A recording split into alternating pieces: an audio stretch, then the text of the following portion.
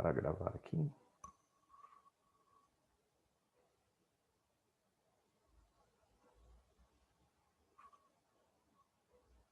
Muito bem, pessoal. Então, boa noite oficialmente a todos. Sejam bem-vindos aí ao nosso webinar Substituição Tributária Sem Mistério.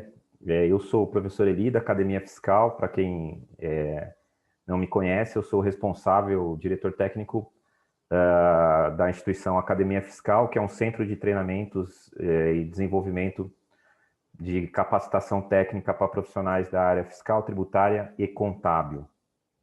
Acredito que a maioria de vocês deve ter vindo a esse evento, chegou até esse evento por meio do LinkedIn, onde nós, ou também através do nosso Instagram,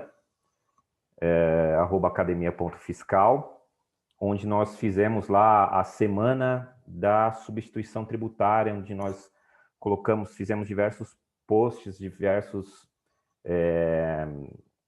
atualizações, né, voltando para a questão da substituição tributária, e culminando hoje com esse nosso evento gratuito, onde a gente vai tentar desmistificar aí um tema tão complexo que é a substituição tributária do ICMS. Então, isso serve para, se tiver gente de outro estado aí, serve para qualquer estado,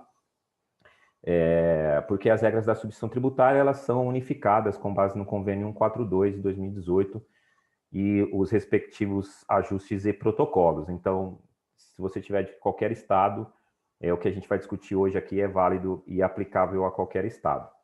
Bacana? Então, lá na Academia Fiscal, nós temos os nossos cursos presenciais, EAD, gravados, né, em módulos disponibilizados lá na plataforma da Hotmart, onde você tem a oportunidade de fazer o curso da sua casa, de qualquer dispositivo. E também temos os cursos na modalidade Zoom, ao vivo, online, para o ano que vem. Então, quem tiver interesse, dá uma olhadinha lá no nosso site ou no nosso Instagram, ou mesmo nos acompanhe lá no LinkedIn, que a gente tem postado bastante coisa lá.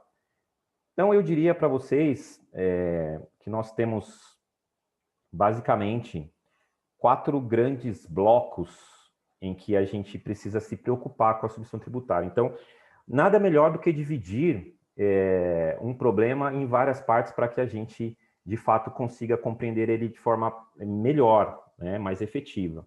Então, eu costumo dividir a substituição tributária em 4 blocos, que se a gente dominar e entender como que funciona esses 4 bloquinhos, sem dúvida nenhuma, a gente consegue dominar esse instituto da substituição tributária que dá tanta dor de cabeça para vocês aí no dia a dia, que eu estou sabendo. Então, o primeiro bloco a ser compreendido é em que casos nós aplicamos a regra da substituição tributária. Então, é o ponto de partida. Quando eu aplico as regras de substituição tributária? Em quais situações? Esse é um primeiro bloco para a gente desmistificar. O segundo bloco é quando eu não aplico essas operações sujeitas à substituição tributária. O terceiro bloco é o bloco de cálculos.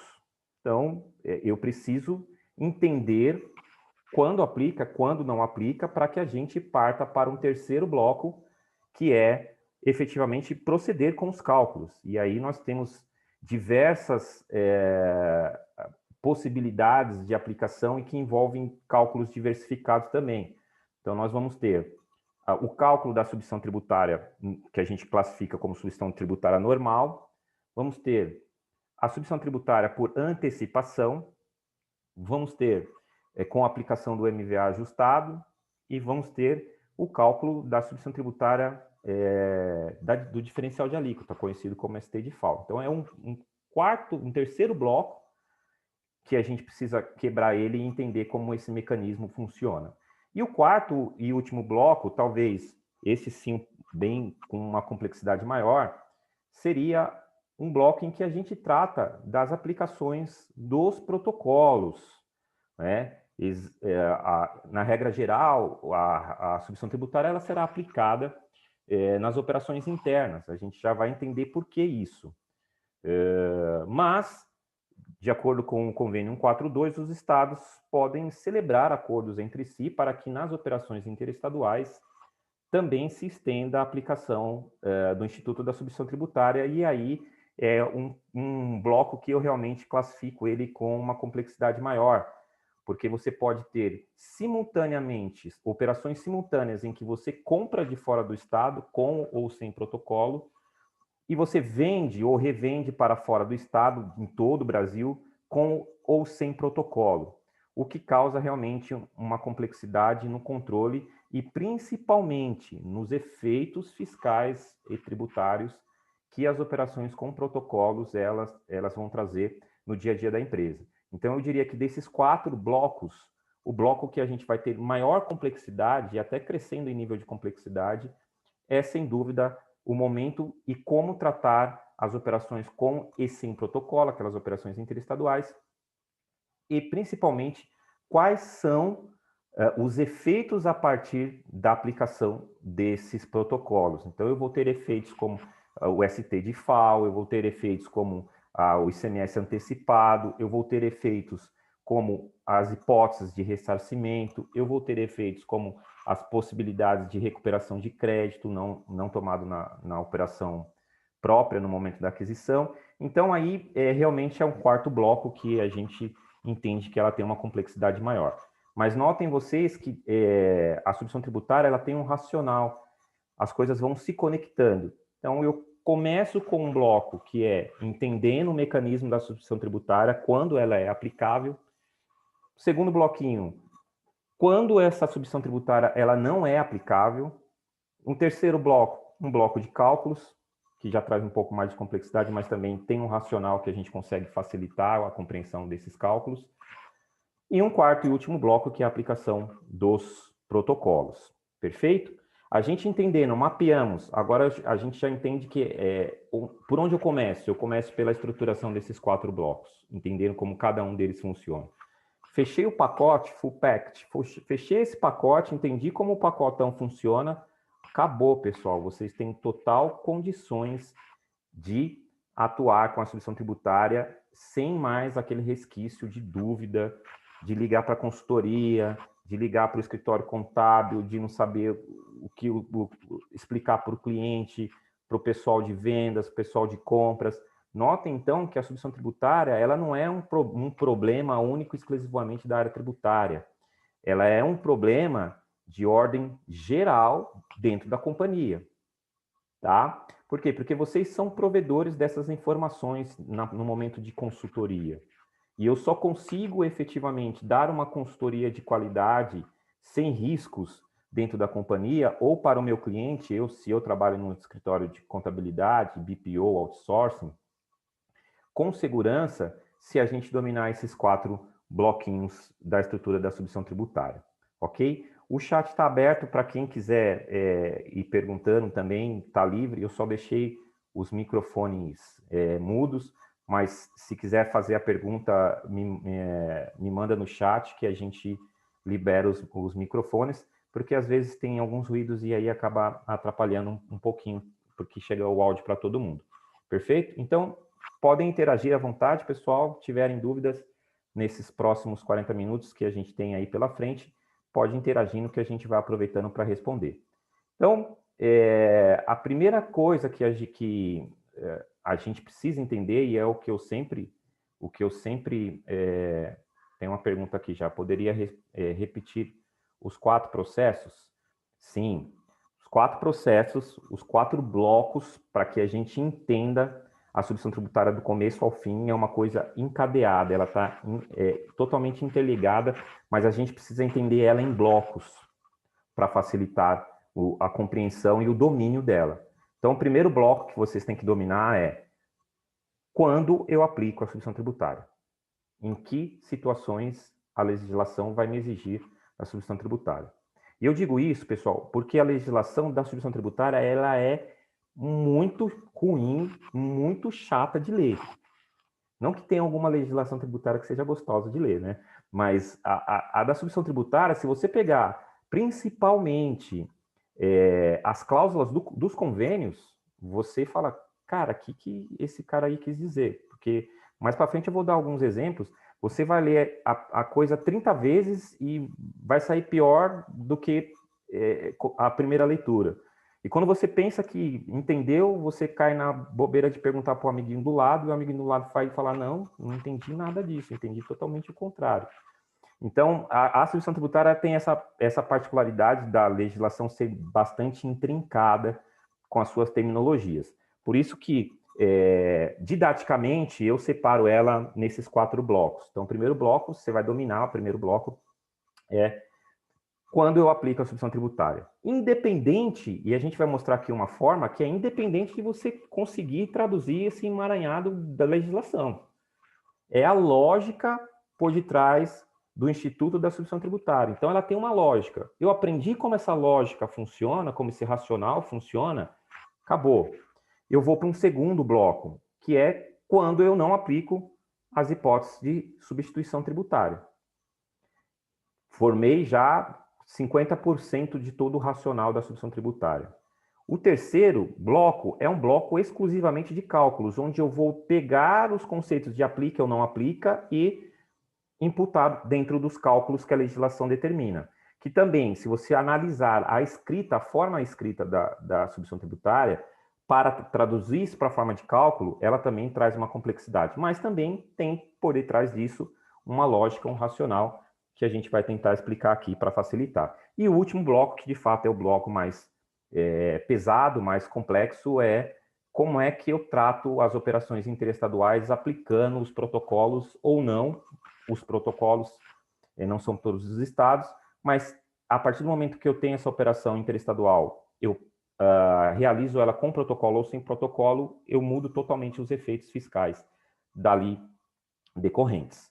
Então, mapeei esses quatro blocos, perfeito. Vocês vão, com certeza, ter total condição de dominar a parte consultiva e a parte de cálculo, tá? Porque no final do dia eu tenho essas duas junções, né? Toda a parte de consultoria da substituição tributária e toda a parte de cálculo, né? Então, são duas vertentes. Isso que torna um instituto bastante complexo, né? Eu tenho a parte de cálculo e eu tenho, mas meu sistema já está parametrizado. Mas será que foi feita a parametrização correta? Ou pior, ou melhor, você vai trabalhar num processo de parametrização dessas regras fiscais dentro do sistema? Ou você vai dar suporte para a área de TI fazer essa parametrização? Como é que a gente precisa dominar? Sem dúvida nenhuma. Tá? Principalmente porque, como eu falei, o Instituto da Substituição Tributária ela vai invariavelmente afetar toda a companhia, inclusive questão de margem, custo, aproveitamento de crédito, ela atinge como um todo, formação de preço, tá? Então, a primeira coisa que a gente precisa entender e que eu gosto de trazer é essa estrutura que a gente fala de relação jurídica tributária, ou regra matriz de incidência, que todo tributo tem. Por que eu tenho que entender isso? Porque a substituição tributária ela é uma exceção a esta regra, que a gente chama aqui de hipótese de incidência. Então, eu tenho lá um sujeito ativo que pratica um fato gerador que desencadeia essa relação de pagar o tributo. E aí eu vou pagar o tributo aqui, normalmente, para um dos 3 entes tributantes, que é União, municípios e o Estado. No caso da substituição tributária, né, nós estamos falando do Estado. Tem a composição da base de cálculo e uma alíquota. A partir dessa estrutura, você vai identificar o montante que você tem a recolher. Então, por exemplo, o fato gerador do ICMS é a circulação de mercadoria. Então, eu sei que se eu promover a circulação de mercadoria de qualquer natureza, eu vou incorrer no fato gerador do ICMS, logo deverei pagar esse tributo. Por que a gente fala que a substituição tributária ela mutila essa estrutura, ou ela é estranha a essa estrutura? Porque quem paga o tributo é quem pratica o fato gerador. Essa é a regra de qualquer tributo. Então, se você for para o campo do ISS, quem prestou o serviço é que vai pagar o ISS, exceto nas hipóteses relacionadas à retenção na fonte. Quem auferiu receita, fato gerador do PIS e COFINS. Quem auferir renda, lucro, fato gerador do imposto de renda. Quem importar determinado produto, fato gerador do imposto de importação. Então, Na regra geral, paga o tributo quem pratica o fato gerador. Essa é a regra geral. Mas a legislação tributária, ela, como vocês bem sabem, ela não é feita só de regras, e elas já existem milhões de regras. Elas são feitas a partir das regras e dessas exceções, tá? E aí começa esse mundo intrincado da legislação tributária. Olha isso, olha essa redação. A lei poderá atribuir ao sujeito passivo da obrigação tributária a condição de responsável tributário pelo pagamento de impostos ou contribuição, cujo fato gerador deva ocorrer posteriormente, assegurando a imediata e preferencial restituição da quantia paga caso não se realize o fato gerador presumido. Jesus do céu, você lê um negócio desse, você já fica desesperado, porque é difícil extrair a compreensão de primeira nessa situação. Então, e aí que entra a habilidade de vocês em fazer um processo. Eu não posso pegar e traduzir isso de uma forma única e já aplicar. A gente tem que ir por partes. Então, aí a gente entende que é o fato gerador. Então, o fato gerador presumido é aquele que vai ocorrer posteriormente. Para começar a entender como esse primeiro bloco funciona, né? Então, eu tenho aqui o primeiro bloco que a gente citou é em quais situações eu devo aplicar a submissão tributária. Na regra geral, pessoal, na regra geral, todas as empresas ela tem 4 tipos de aquisição. Operações ela vai ter centenas, mas no geral são 4 tipos de operações que a gente classifica. Ou ela adquire um insumo, e insumos são todos aqueles itens que ela irá utilizar no seu processo de industrialização, portanto, quem adquire insumo é uma indústria. Então, dentro do campo de insumos, ela vai adquirir matéria-prima, produto intermediário, material auxiliar de produção, material de embalagem, tudo isso aqui nós consideramos como sendo insumos. Então, ou a empresa adquire um insumo, ou ela adquire uma mercadoria para revenda, segunda situação, ela compra a mercadoria e revende, ou ela tem um terceiro tipo de aquisição, que é a aquisição de ativo imobilizado, que são os bens utilizados dentro da empresa. E eu tenho uma quarta situação, que é, se não for insumo, não for revenda, não for ativo imobilizado, vai cair nessa quarta categoria, que é aquisição de uso e consumo, tá? Então, para facilitar a nossa vida, a gente identifica dessa forma. Tem 4 possibilidades de aquisição. Operações tem centenas, de acordo com a tabela de CFOP lá. Mas, aquisição nós só temos essa. Ou eu vou adquirir para insumo, ou eu vou adquirir para revenda, ou eu vou adquirir para meu ativo imobilizado ou para uso e consumo, ok? Então, definindo, a substituição tributária, ela vai alcançar um desses 4 tipos de aquisição, qual seja a revenda. Então, começa a ficar um pouco mais claro quando eu vou fazendo esse filtro. Quando a gente vai fazendo esse filtro, fica mais claro de entender a substituição tributária. Então, em princípio, eu nunca vou ter substituição tributária quando eu estou vendendo para uma indústria industrializar. Porque o pressuposto da substituição tributária é buscar os fatos geradores que irão ocorrer, como disse ali a legislação. Então, no geral, eu só vou ter a substituição tributária quando houver uma saída subsequente, tá? Claro, pessoal, levando em consideração que o seu produto está dentro da regra da substituição tributária, de acordo com um mecanismo de classificação e atribuição, que é NCM e descrição do produto. Esses dois conjuntamente devem estar listados lá no convênio 142, nos anexos 2 a 26. Então, nós temos 25 anexos por grupos de produtos de segmentos da atividade econômica que estão sujeitos à substituição tributária de acordo com essa regra de enquadramento, NCM mais descrição. Por quê? Porque eu posso ter no mesmo NCM várias descrições.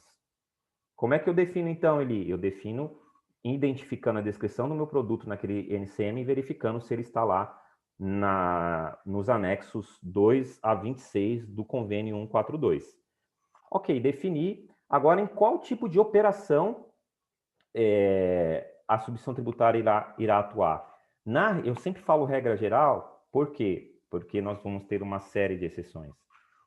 Tá? Mas para compreender melhor, a gente parte da regra geral. E a regra geral define que a substituição tributária ela vai alcançar, pela finalidade dela, as operações subsequentes. Então, eu só terei substituição tributária caso haja uma saída subsequente, tá? Que é o que ele chama de fato gerador presumido, ok? E por que isso? Porque a substituição tributária ela é um eficiente mecanismo de fiscalização e de caixa do governo. Por quê? Porque eu centralizo aqui, ó, no primeiro elo da cadeia, a arrecadação tributária, ou seja, o chamado substituto, no geral, importador e o industrial, no geral, por quê? Porque haverá também situações em que o substituído revendedor poderá virar a ser substituto tributário, mas no geral eu tenho a indústria e o importador. E ele fica responsável pelo recolhimento do ICMS da operação própria dele e das etapas subsequentes. Então nós temos aqui uma cadeia, né, onde a indústria recolhe para toda a cadeia até a chegada no consumidor final. Nessa estrutura aqui. Então, quando o fabricante já recolheu o ICMS da substituição tributária, toda saída subsequente sairá sem o destaque do ICMS. Por quê? Qual a lógica? A lógica é que já foi recolhido aqui antecipadamente. E Eli, por que o governo, o Estado gosta da substituição tributária? Porque imaginem vocês o seguinte, que aqui nós estamos numa indústria de bebidas, vamos falar em uma grande cervejaria, que produz a cerveja, que vende para o atacadista, que vende para o varejista, que depois vende para o bar, que vende para você. Então, existe aí uma possibilidade gigantesca de sonegação fiscal. Então, o cara que está tomando a cerveja dele lá no bar, dificilmente vai pedir nota fiscal. Não, mas se for o bar da vila, o bar do Zé na vila, não vai pedir nota fiscal. Só que esse ICMS que deixou de ser recolhido, entre aspas, por conta da falta da emissão do documento fiscal do bar, ele já foi retido aqui, ó. Ele já foi recolhido para toda a cadeia. Então, o bar do Zé já pagou o ICMS da substituição tributária. Por quê?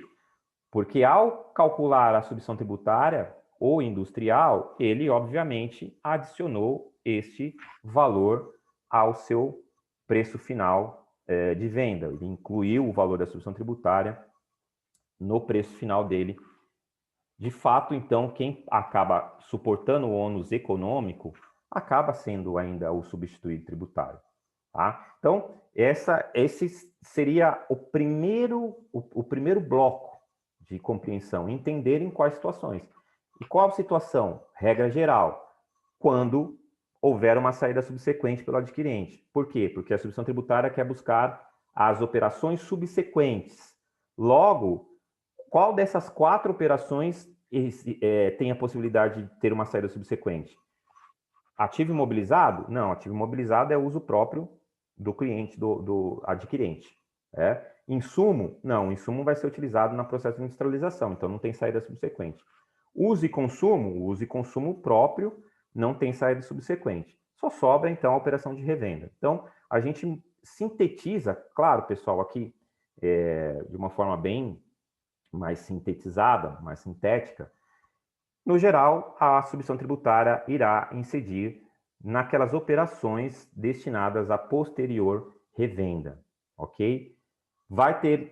Teremos exceção, temos uma exceção no uso de protocolos, que é o chamado de FAO-ST, onde mesmo vendendo para fora do estado com protocolo, mesmo que essa destinação seja para uso e consumo, haverá a substituição tributária do diferencial de alíquota, tá? Mas isso é um outro ponto. No primeiro bloco, a gente define que substituição tributária eu aplico nas operações destinadas à revenda, tá?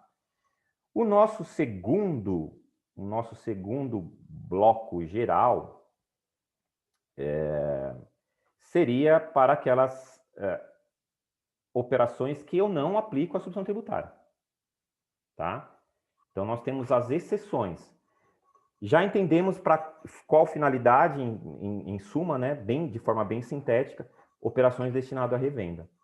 Tá? Cláusula 9ª do convênio, aí ele vai trazer algumas exceções, convênio 42 aplicável a todo o Brasil, nível Brasil, e eu tenho aqui as exceções dentro do Estado, que vai dizer basicamente aquela mesma situação. Insumo, venda para insumo não aplica para industrialização, e além dessas eu tenho algumas outras hipóteses de não aplicação, tá? Que são essas previstas na cláusula 9ª.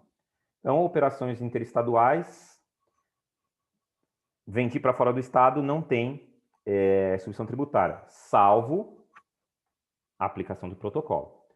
Transferências entre estabelecimentos da mesma empresa, exceto se ele for varejista. Então, aí percebam que sempre, até na exceção, eu tenho uma exceção, isso que torna a nossa vida um pouco mais complicada e divertida. Operações que destinam a matéria-prima, né, o 3. Operações interestaduais localizadas em unidade federada que lhe atribua a condição de substituto tributário em relação ao ICMS devido na operação interna. Então, alguns estados têm lá a figura do ICMS antecipado, não é nem da substituição tributária, é o antecipado mesmo. Motivo pelo qual a gente precisa sempre estar atento na relação comercial para qual estado eu estou efetivando a minha venda, para traçar uma matriz de regras, porque pode ter estados que têm situação diferente e exige já esse ICMS na entrada.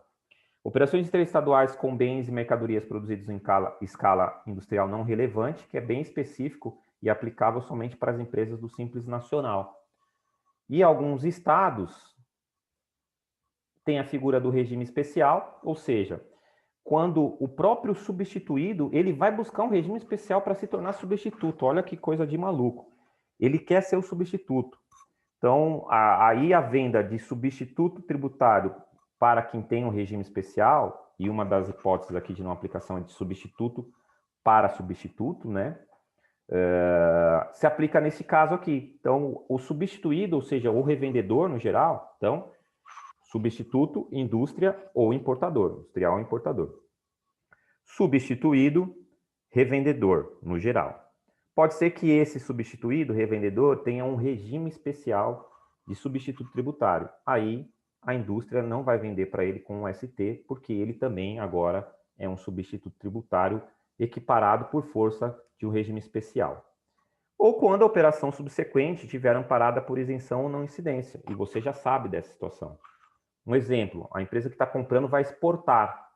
Então, no caso da exportação, está amparado pela não incidência em todos os regulamentos de todos os estados, porque decorre da imunidade constitucional. Logo, eu já aviso o meu fornecedor de que a saída subsequente está amparada por isenção ou não incidência. Olha aí, novamente, a lógica da substituição tributária acontecendo, tá? Qual a lógica? A lógica é que a substituição tributária quer buscar as operações subsequentes, como eu estou dizendo que a operação subsequente está amparada por não incidência, não há o que se falar aí na aplicação da substituição tributária. Perfeito? Então, pessoal, notem então que aí, de forma bem sintética, nós temos os dois blocos de racional construído. Primeiro, quando que eu aplico? Aplico substituição tributária, no geral, nas operações destinadas à revenda do adquirente. Segunda situação, quando eu não aplico? Nas hipóteses de exceção da cláusula 9ª do convênio, que são essas 5. E alguns estados podem atribuir o regime especial também, e esta saída não amparada, a saída subsequente amparada por não incidência. Então, já formei 2 blocos, né? Quando aplica e quando não aplica. O terceiro grande bloco é um bloco de cálculos, né? E aí entra a questão da aplicação do tal do MVA. Por quê? Se o substituto tributário ele é o responsável pelo cálculo das operações subsequentes, ele precisa saber, de fato, como proceder com o cálculo. Então, como a gente fala que aqui é uma saída subsequente presumida, ele precisa saber aqui, ó, qual seria o valor desse ICMS das operações subsequentes. E para isso o Estado utiliza aqui, ó, o chamado MVA, margem de valor adicionado, tá? Ou IVA também, que é exatamente a mesma coisa. Eu trouxe aqui só alguns exemplos do que, né, de alguns segmentos aqui, partindo do pressuposto do Estado de São Paulo, mas cada estado tem a sua relação de MVAs. Então, não foge disso, que é a margem de valor agregado, não pode fugir disso aqui. Ele é obrigado, né? O industrial é obrigado a estabelecer aqui, a utilizar esse MVA. Pessoal, só um alerta, vou até colocar aqui no chat. Se cair, o problema é aqui, tá? Porque a gente teve um pouquinho de atraso no... eu volto e vocês voltem a conexão e eu vou admitindo vocês novamente, tá? Então, eu vou só deixar aqui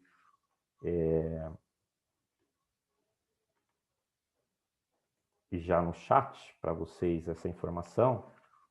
Caso caia,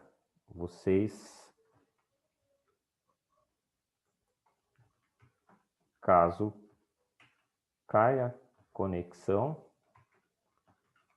só voltar que o problema é aqui. Eu reconecto vocês. Ok? Então, tem aqui algumas perguntas. Poderia explicar uma situação de um produto que tenha protocolo com algum estado apenas para a questão... Vamos chegar lá. Dentro de insumos, o que está? É muito variável. O insumos depende de cada empresa, qual tipo de empresa. Todo tipo de indústria vão ter os seus insumos de forma diferente. Então, se você tem uma indústria metalúrgica ou uma indústria de móveis, por exemplo, o insumo dela vai ser madeira como matéria-prima, mas ela vai ter borracha, ela vai ter cola, ela vai ter prego como produto intermediário, ela vai ter caixa como material de embalagem. Então, os insumos dependem, a categoria é matéria-prima, produto intermediário, material auxiliar de embalagem, material auxiliar de produção e material de produtos de embalagem. E aí, dentro de cada universo, de cada empresa, você tem as conexões dos insumos que ela compra e a gente aloca em cada uma dessas definições, tá? Então, nesse sentido, pessoal, o substituto tributário, ele precisa saber como calcular, né? Então, é o segundo grande bloco, é o terceiro grande bloco, que é como aplicar a substituição tributária, em quais situações, a gente viu de forma resumida, quais situações eu não aplico, e um terceiro bloco, que é o bloco de cálculos, onde eu tenho o cálculo do ICMS da substituição tributária, eu tenho o cálculo do ICMS antecipado, eu tenho o cálculo do IST de FAO, e se for do Simples Nacional, eu ainda tenho lá a questão da segregação. Então, eu tenho um bloco que envolve só cálculos, tá? Aqui, só para ilustrar o nosso caso, vamos avançar aqui, a gente tem esse passo a passo, tá? Qual que é a lógica desse passo a passo? A lógica é que eu quero alcançar a substituição tributária, sempre quer alcançar as operações subsequentes.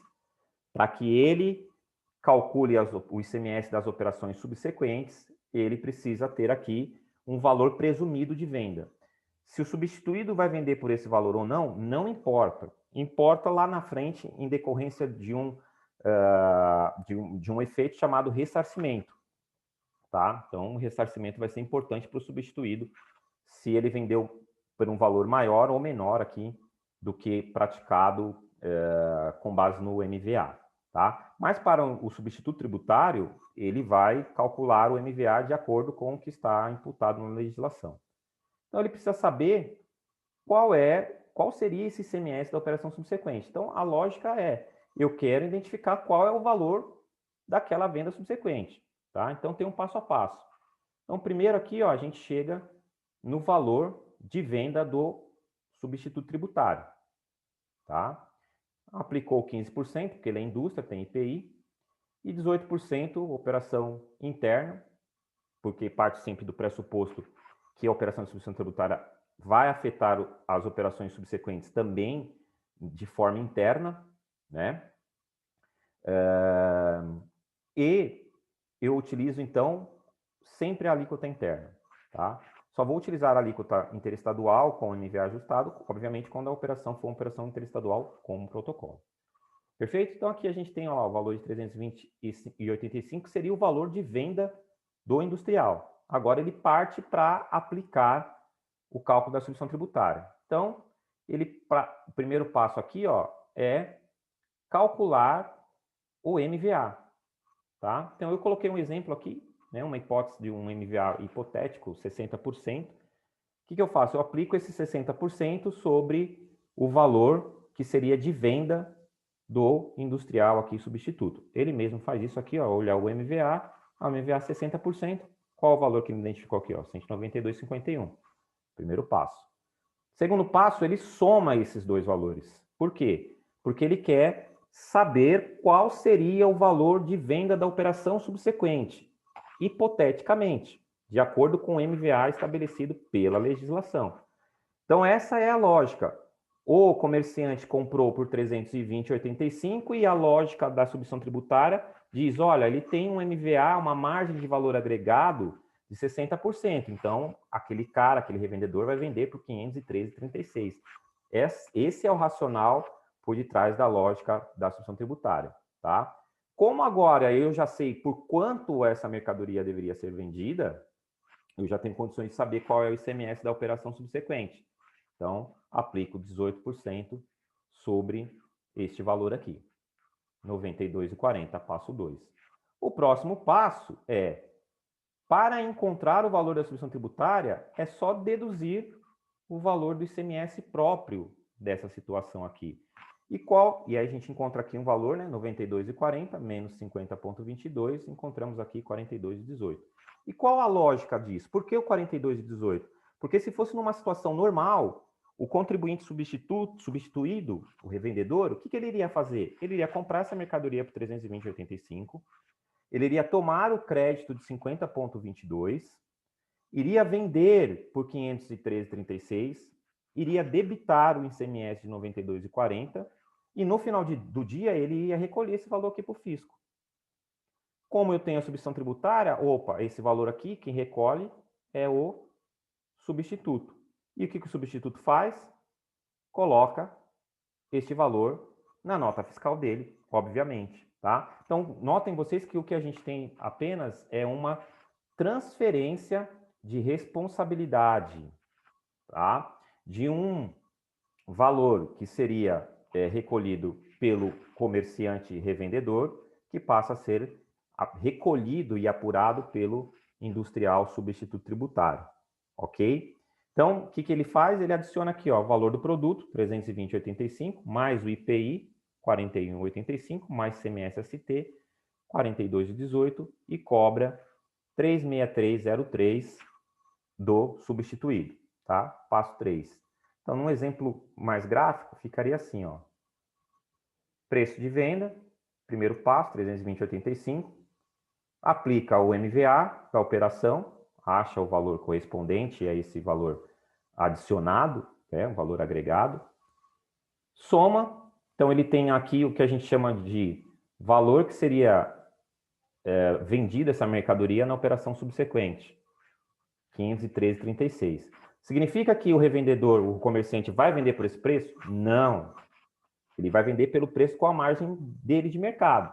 Essa margem é atribuída através do MVA. Qual seria o ICMS devido na operação subsequente? 18%, 92,40. Então, ele iria vender por 503,36, 92,40. Numa situação normal, ele iria tomar o crédito, 50,22. Então, eu deduzo o ICMS da operação própria da saída aqui subsequente. E resta lá o valor de 42,18, que é o ICMS da substituição tributária, que quem recolhe é o substituto tributário e, consequentemente, ele adiciona isso na nota fiscal dele. Perfeito, pessoal? Então, notem qual é a lógica desse mecanismo de cálculo. A mesma lógica que a gente utilizou no bloco 1. Bloco 1 é a substituição tributária quer alcançar as etapas subsequentes, as operações subsequentes. Beleza, eu entendi em que situações eu vou aplicar a substituição tributária. Bloco 2, em que situações eu não vou aplicar a substituição tributária. Bloco 3, cálculo. Como o bloco 1 fala que eu quero buscar a tributação das operações subsequentes, eu preciso saber o valor dessas operações subsequentes. E quem me dá isso? Quem me dá isso é o MVA de cada produto, tá? E os produtos são aqueles que estão elencados lá nos anexos 2 a 26 do convênio. Então, o convênio uniformizou o procedimento da substituição tributária nos estados. Então, os estados só podem colocar produtos na substituição tributária que estejam nos anexos do referido convênio. Ok? Então, dentro desse bloco de cálculo, a gente tem vários outros cálculos, né? Que é aí o caso do ICMS antecipado, o caso do cálculo de pauta fiscal, que é uma outra metodologia de cálculo, né? Cálculo da pauta fiscal. Nós temos também o ICMS, temos os cálculos do Simples Nacional, que também é diferente, modifica, né? Quando eu estou na condição de substituído ou substituto. E eu tenho o ICMS antecipado e ICMS-ST. Então, é mais um grande bloco que envolve os blocos de cálculos. Perfeito? Muito bem. E aí, nós temos o quarto bloco, que é, sem dúvida nenhuma, um pouquinho mais complexo, né? Que é a aplicação dos protocolos, tá? Como a gente viu, as operações de substituição tributária, de forma bem resumida, elas são aplicáveis às operações dentro do Estado, porque eu quero buscar a tributação subsequente, então o Estado só pode buscar a operação subsequente que ocorre dentro do seu próprio Estado. Razão pela qual, na regra geral, quando você tem uma saída para fora do Estado, não encerra-se o processo de substituição tributária, e aí o substituído dá a saída tributada regularmente se não tiver protocolo. Agora, se tiver um protocolo, significa que tanto o estado do adquirente quanto o estado do destinatário, ambos têm produtos dentro da substituição tributária em seus estados e eles concordam que haja ali uma reciprocidade nesse tratamento. Então, quando o vendedor remetente vende uma mercadoria para fora do estado com o protocolo, ele passa, nesse momento, por força do protocolo, a ser também substituto tributário, só que agora em relação às saídas subsequentes que vão ocorrer no estado do destino. Então, graficamente, vou mostrar graficamente porque, analisando aqui as cláusulas dos convênios, é de fato perturbador, né, a redação que eles trazem, né? Olha aqui, ó, por exemplo, a cláusula 8ª, só para a gente ter uma noção. Por isso que quando a gente trabalha na tributária, fatalmente nosso destino, na maior parte dos casos, será o manicômio, porque tentar interpretar isso aqui e dentro desse dia a dia caótico que é a área fiscal, é coisa para maluco.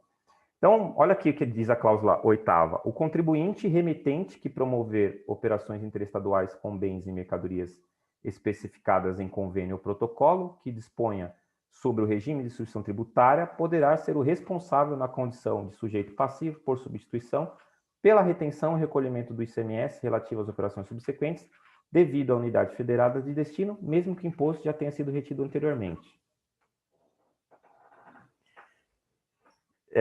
Vai bem bacana essas redações. O que isso quer dizer, Eli? Significa o seguinte, ó, trazendo para o gráfico. O cara está aqui dentro de São Paulo, como a gente viu, substituto, vendeu para o substituído, presumidamente substituído iria vender para quem? Dentro de São Paulo. Por quê? Porque eu quero substituição tributária, quer buscar a operação subsequente. Então, tanto que os percentuais de alíquotas utilizados são os das operações internas. Tá aqui, tá aqui. Só que esse cara aqui não vendeu para dentro do estado. Ele vendeu a saída subsequente para fora do estado. Ele vendeu para Minas, para alguém que vai revender. Então, aqui, lembra que eu falei? É nessa situação, com protocolo, obviamente, né? Nessa situação, ele sai da condição de substituído tributário para substituto tributário.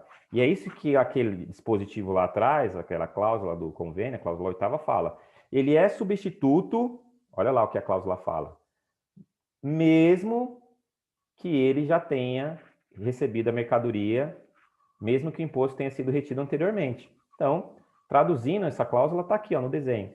Ele comprou do industrial que aplicou a substituição tributária com um determinado MVA, admitindo que a mercadoria sairia para dentro de São Paulo, para dentro do estado. Isso aqui serve para qualquer estado, tá, pessoal? Se você tiver de qualquer outro estado aí, essa regra é cláusula do convênio, como vocês viram.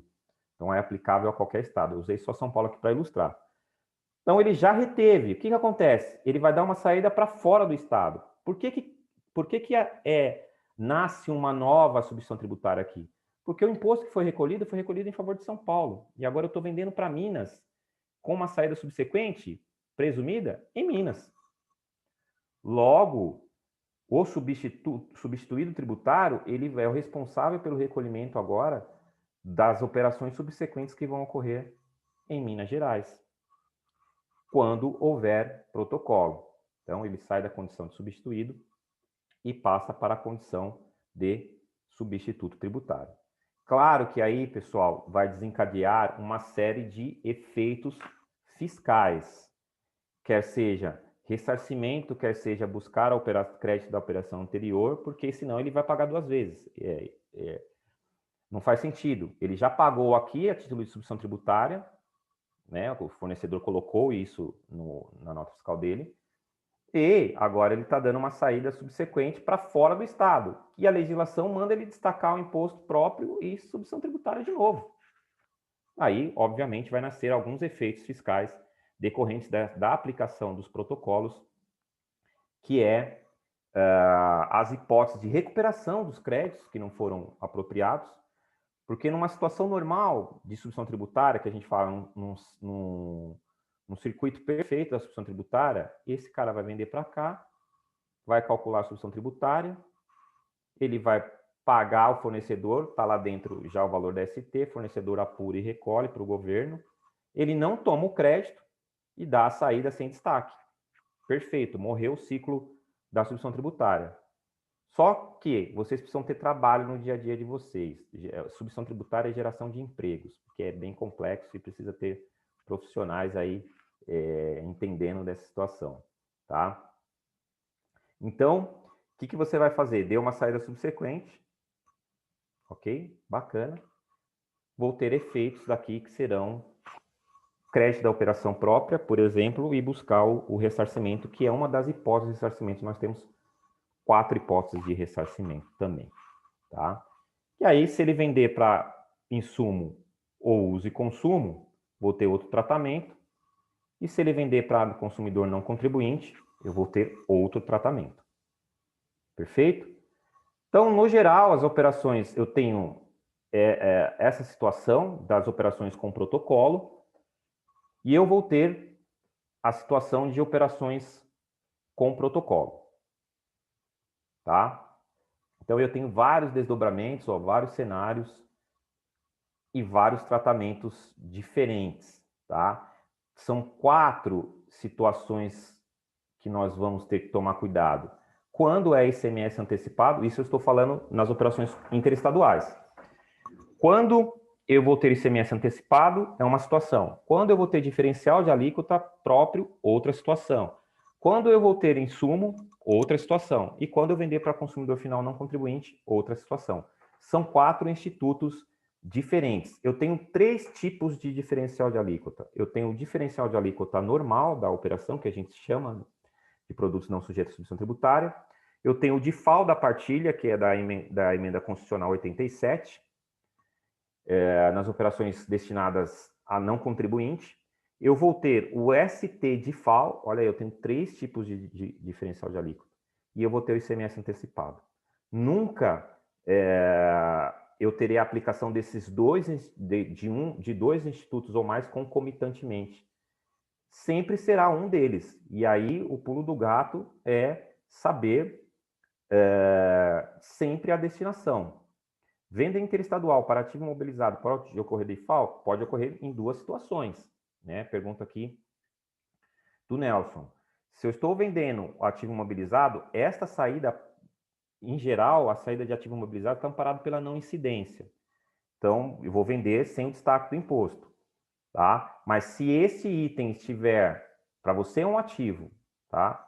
Mas se esse item estiver enquadrado como subvenção tributária, eu vou ter que verificar a destinação para quem eu estou vendendo. Se o cara for ser destinatário e for aplicar isso como ativo mobilizado e tiver o protocolo, aí eu vou ter que... Olha só, sua operação está amparada pela não incidência. Mas, para ele lá no estado dele, essa operação é uma aquisição de ativo mobilizado, ele vai ter que calcular o ST DIFAL. Por quê? Porque o protocolo fala que é nas operações destinadas a uso e consumo ou ativo mobilizado. Tá? Então, o segredo, pessoal, pegando o gancho da pergunta do Nelson, o Nelson é o Nelson, nosso aluno lá, que está no curso de ICMS, prática de operações fiscais e retenções fonte. Legal. Então, aqui nessa estrutura, pessoal, o segredo é isso aqui, ó. Eu saber qual é a destinação. De acordo com a destinação, é que eu vou dar o tratamento tributário correto. Tá? Se eu não tiver identificado corretamente a destinação, por isso que eu falo, nunca será mais de um. Né? Qual que eu aplico? Depende da destinação e depende se tem protocolo ou não. Sem protocolo está nessa situação. Com protocolo, muda totalmente. Né? Com protocolo, muda totalmente. Ó. Onde está o responsável tributário? Está desse lado aqui. Onde estava o responsável tributário lá? Do lado de lá. Perfeito? Então, é entender, de fato, sempre em relação à destinação da mercadoria e se há protocolo ou se não há protocolo. Ok? Então, esse aí, no geral, pessoal, é o o quarto bloco macro que precisa ser compreendido. Claro, pessoal, que a gente está colocando aqui para vocês estudarem, focarem nesses 4 itens, porque é um negócio gigante a subvenção tributária. E se você pegar só para ler legislação, esquece, você não vai entender. Tem que traduzir essa legislação de forma fatiada dentro desses 4 blocos. Tá? Aqui tem, deixa eu pegar uma pergunta aqui. Para empresas do Simples Nacional, qual o prazo para o recolhimento de ICMS-ST nas aquisições fora do Estado sem protocolo? Aí, de cabeça, a data, realmente eu não lembro, Renata. Varia, ele tem, o Simples Nacional ele tem datas diferentes, distintas.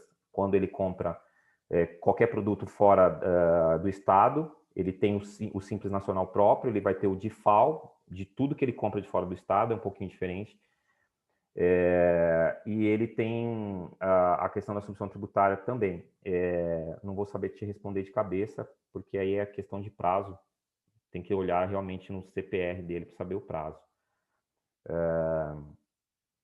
No geral, é sempre na entrada, tá? No geral, é sempre, na regra geral, quando a gente compra de fora do estado, é sempre na entrada. Tem mais uma pergunta aqui. Então, se para mim, que sou do estado de São Paulo e compro um ativo mobilizado para uso, para mim, de um fornecedor de Minas Gerais, por exemplo, ele fatura nota sem destaque de impostos, eu que irei gerar a guia, aí depende, Edmara, depende se tem protocolo ou se não tem protocolo. Se tem protocolo, o responsável tributário é ele, tá? Por força do protocolo. E aí ele vai recolher não só a substituição tributária, ele vai recolher o DIFAL-ST. Caso ele não recolha, aí você é responsável por recolher o seu próprio DIFAL, como agora a gente até publicou recentemente a questão, a solução de consulta do Estado de São Paulo, que fala que, não obstante a obrigação ser do substituto tributário remetente na mercadoria, caso ele não recolha, a responsabilidade recai ao substituído tributário, tá? Então, pessoal, no geral, a gente precisa matar esses 4 blocos. Mas olha como onde ele se desdobra, né? Ele vai se desdobrar, a gente fez um mapeamento aqui, aí o cálculo da MV ajustado, né? Esses 4 institutos que eu acabei de falar para vocês, cada um deles tem uma estrutura, uma aplicação, uma fundamentação, né? Quando é diferencial de alíquota, quando é ICMS partilha, quem é o responsável tributário, como calcula, né? Nesses 4 institutos, DIFAL partilha. Eu quero mostrar para vocês aqui uma coisa muito interessante que vai ao ICMS-ST antecipado e o próximo é o ST DIFAL, também com mecanismos de incidência e de... Olha a fórmula de cálculo do ST DIFAL, que muda totalmente a fórmula de cálculo que a gente viu aqui da substituição tributária convencional. Por isso que a gente tem esse que eu chamo de terceiro bloco, que é só focado em cálculos, né? E aí a gente tem aqui é só um resumo comparando esses 4 institutos, né? Mas eu queria chegar aqui para vocês. Queria chegar nessas análises práticas de operações. A gente tem mapeado 9 situações, 9 possíveis desdobramentos, não levando em consideração aí, podem nos disponibilizar os slides, vai o material completo, Pamela, mas vou disponibilizar o link para vocês do curso completo, tá? Hoje oficialmente é o lançamento do nosso curso. Quem está aqui com a gente vai pegar um preço barbada. O valor completo desse curso aqui, que são mais de 40 aulas, né? Divididas em 9 módulos. Eu vou falar um pouquinho disso aí. Para quem está aqui, realmente vai ser privilegiado, porque é o preço de lançamento com 3 bônus. E esse material, mais um material adicional que eu fiz, né, que é um material que é o guia definitivo da substituição tributária nas operações interestaduais, tá? Obrigado, Thiago, show de aula, obrigado, tá? Então, aqui, ó, a gente tem essa situação que nós mapeamos conforme a nossa convivência operacional, né? Eu sou gerente tributário há mais de 15 anos, gerenciando equipes e sempre trabalhando tanto com enfoque tático, operacional, também como enfoque de planejamento tributário. Então, eu consigo ter essas duas visões, a visão estratégica e a visão operacional.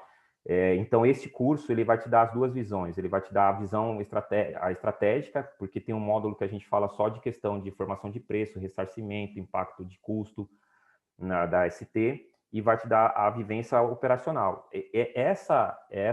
Esse guia que eu preparei para vocês, no dia a dia, você vai bater o olho, você já vai saber o que você tem que fazer. Porque são as 9 situações envolvendo protocolo e sem protocolo, tá? Tá aqui, ó. Então, eu mapeei as 9. Você vai bater o olho, aqui você já vai fazer, você já sabe o que você tem que fazer. Claro que aqui tá na apresentação, na apresentação que está no curso, que é para o profissional desenvolver, para ele fazer, né? Mas vai esta outra versão aqui, que é a versão completa, já respondida, né? Então, é para o dia a dia o cara olhar e saber, como que eu dou tratamento na entrada? O que eu faço aqui na saída quando tem um protocolo? Qual que é a consequência? Crédito próprio ou ressarcimento? Então, bater o olho aqui, salvou o dia, nem precisa Claro que entendendo todo o conceito e sistemática de funcionamento da substituição tributária. Então, esse é o guia definitivo, ó, de aplicação da ST. Então, eu mapeei todas as hipóteses de operações interestaduais com ou sem protocolo, você adquirindo. E note que é para qualquer estado, tá? Eu coloquei aqui estado Z, porque pode ser qualquer estado, com qualquer estado X, qualquer estado Y. A gente tem mapeado essas operações, tá? Muito bem, pessoal. No geral, o que eu queria apresentar para vocês, desmistificando aí a substituição tributária, já passou rapidinho, começamos 7h30, 7h35, né? Já passou uma horinha. Então, eu estou à disposição de vocês. Eu vou colocar aqui no chat, deixa eu colocar aqui no chat o link.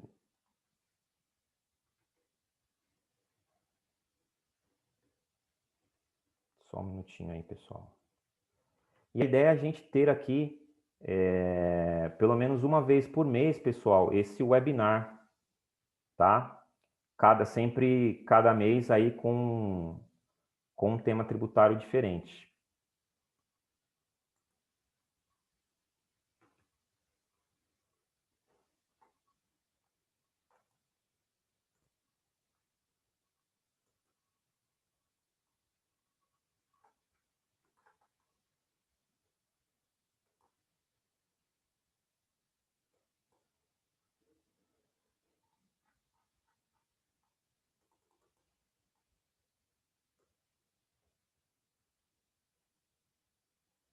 Vou responder as perguntas aqui que estão pipocando. Vamos lá, que as perguntas são bem interessantes também, né?